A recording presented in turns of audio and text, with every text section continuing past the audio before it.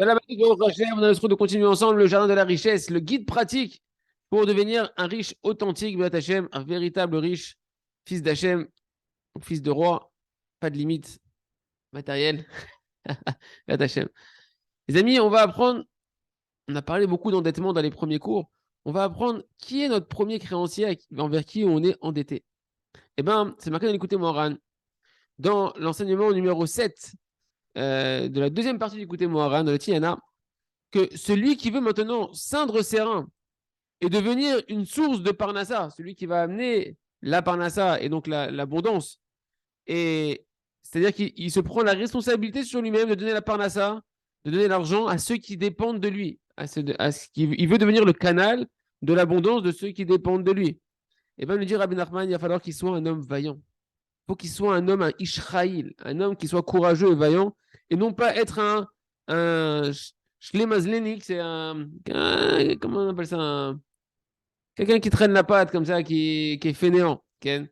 Car, il nous dit Rabbi Nachman, il faut avoir un peu de royauté en soi pour pouvoir amener la parnassa, car la parnassa provient de la dimension de la royauté. Alors, la royauté demande une dimension de courage, de vaillance et de grandeur qu'une personne elle doit avoir en elle si elle veut devenir, nous dit Rabbi Nachman, une source de parnassa, une source d'abondance pour ceux qui dépendent de lui. C'est pourquoi, fin de citation du Likutei Moharan, tout celui qui veut maintenant recevoir de la parnassa, nous dit Rabbi Nachman, c'est encore du Likutei Moharan, ça me semble bien. Okay. Nous dit Rabbi Nachman, tout celui qui veut recevoir de la parnassa, il faut qu'il ait un peu de royauté, un peu de capacité de dimension de pouvoir à l'intérieur de lui-même, qui croit en lui-même, qui peut, afin qu'il ait un lien avec la royauté. C'est ce qui est marqué dans Rout Bet, les Aochel Goshi Halom. Et Khamid disent En Halom et la Malchut. On parle de la nourriture au moment de la nourriture, et là-bas on parle de Halom. Khamid disent Halom, c'est la royauté. C'est-à-dire quoi? Tu veux maintenant amener de la nourriture, tu veux amener de la nourriture autour de toi et pour ceux qui dépendent de toi, eh bien il faut que tu aies cette dimension de royauté. D'accord? Comme ça, tu pourras attirer la parnassa, nous dit Rabbi Nachman. Donc il nous dit c'est pourquoi quand un mari maintenant, il va se ceindre les reins envers sa femme. C'est-à-dire qu'il sait que maintenant, il a une femme, il a des enfants, et il s'oblige lui-même à être le responsable de la parnassa de sa femme, comme c'est marqué dans l'Aktuva. Dans l'Aktuva, dans le contrat de mariage, c'est ce qu'on dit. C'est marqué en araméen, Va'ana eflar veokir vezon. Et moi, je vais travailler. Première chose qu'on s'engage dans l'Aktuva, je vais travailler, honorer et nourrir, subvenir aux besoins de nourriture de ma femme. Mais si la personne, elle prend ça sur elle, tu t'es engagé contractuellement, mais que tu le prends véritablement dans ta conscience, dans ton cœur, etc., alors dans le ciel, on va te donner cette dimension de royauté qui est liée à la parnassa.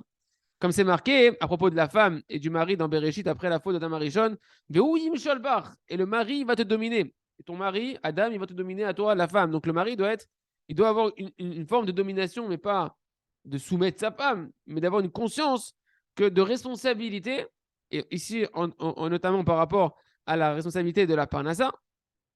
Et à ce moment-là, par cette dimension de royauté qui est en lui, il peut attirer la parnassa à sa femme. Fin de citation du Likutei Moharan. Qu'est-ce qui sort des paroles de Rabbeinu Akadosh Rabbi Nachman de Breslev? Il dit que pour qu'un homme il puisse amener la parnassa à sa femme, à tous ceux qui dépendent de lui, il doit être un homme vaillant. Il ne doit pas être paresseux. Il ne doit pas être quelqu'un qui traîne comme ça et qui perd son temps. Il ne doit pas commencer à réfléchir. Les gens ils disent ouais non, moi je suis responsable. Je veux ramener la parnassa à ma femme, mais rien qui pense comment il a raté l'autre affaire et pourquoi il réussit pas.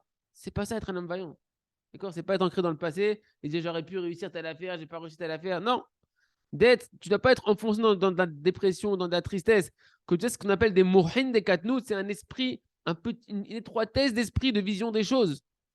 Tu ne peux pas rester les mains croisées et te défaire de ta responsabilité et penser que comme ça tu vas amener la parnassa à ta femme, qu'elle va tomber du ciel la parnassa. Un homme, il doit être responsable de savoir que c'est à lui qu'incombe le devoir d'amener la parnassa à sa femme et à lui véritablement seul. C'est lui qui s'est engagé contractuellement. Et donc, et chacun d'entre nous, on doit avoir foi en nous-mêmes, avoir confiance en nous-mêmes. Et donc, s'empresser concrètement de toutes les manières, de toutes les possibilités, que ce soit, c'est quoi toutes les possibilités? Que ce soit de courir vers Hachem et de crier dans sa des doutes à Kadosh Baruch Hu, dans ses prières à Kadosh Baruch Hu, de nous amener la parnassa.